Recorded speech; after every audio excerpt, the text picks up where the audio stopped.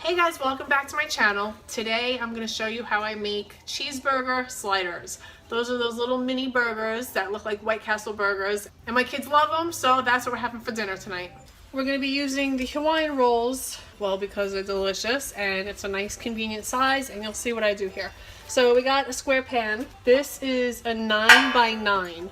And I have about a pound of ground beef here that I pre-mixed last time. I made 2 batches and I froze one of them.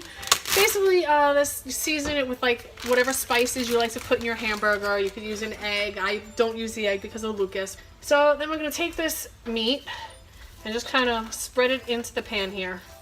It's a messy job, but you gotta do it. Alright. So we spread it out nice and thin, because when you cook it, it's going to shrink and kind of pull together and thicken up a bit. So we spread it out all the way around, nice and thin. Alright, so here we go. Nice and thin, nice and spread out. It's probably about 1/4 of an inch deep. So then I'm going to cook this 400 degrees for about 15 minutes or so until it's cooked. And then I'll show you what I do next. While the meat is cooking, I'm going to prepare the buns. Now, because I've made this before, I know that meat shrinks down and the outer buns here are too much. So I'm just going to cut a section of the middle out. This is almost perfect for what it turns into. So what I do now is I take a bread knife like this with a nice serrated edge, and I just cut right through the middle, all the way through. See? And then the top just peels off like that. Alright, this is what it looks like after 15 minutes. As you can see, there's a lot of grease and juice in there. I'm going to drain this juice out. I'm going to flip the patty over and put it back in the oven for a few more minutes just to brown it a little bit.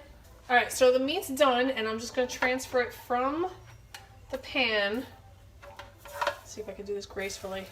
Right on there without hopefully spilling all that grease. But I'm still going to keep the pan. I'm just going to drain out the excess grease. Alright, these are going to be cheeseburgers, but Braden doesn't like cheese, so I'm going to leave a few without. Normally you would cover this whole thing up with cheese, but I'm just going to do a little bit over here. This. That's perfect. We put the bread right back on top.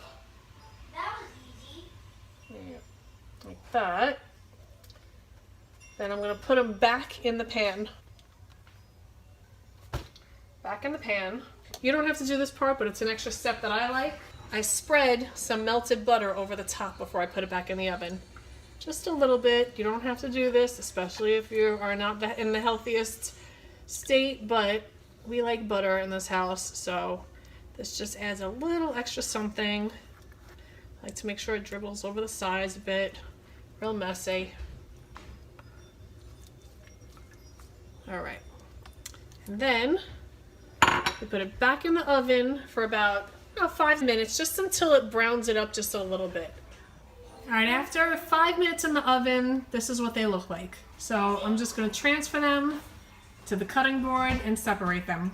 But to get them out, I got to do a little bit of trickery. We got to do the flip because they're a little too delicate to scoop out.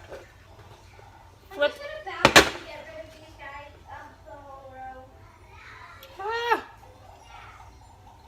That didn't work. Alright, now I gotta scoop it. What didn't work? The bread didn't come out.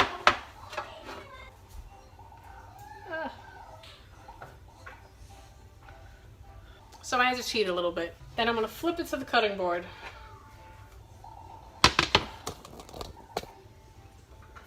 Bad mommy. I know. Okay.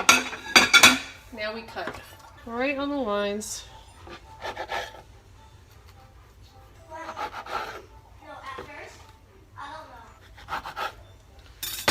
Alright, and there we have a beautiful cheeseburger slider. And you can feel free to put tomatoes, lettuce, pickles, whatever you want on here. Just stick it in there and you're good to go. So there you go. Those are my cheeseburger sliders, nice and easy. Everybody loves them. I hope you enjoy it. Please give me a thumbs up and subscribe, and I'll see you in my next video. Thanks for watching, guys.